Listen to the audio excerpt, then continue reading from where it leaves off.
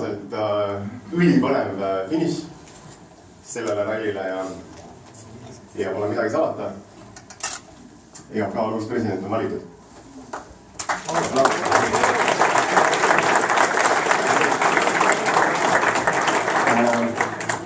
Tänud kõikidele selle pühendamise eest.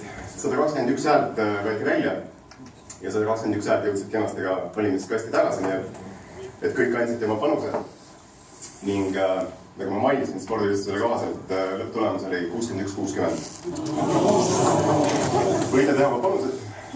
Te ei pea seda tegema, ma mõtlen ise välja. Härra Jüri Ratas, 60 häält. Urmas Sarma, 61 häält.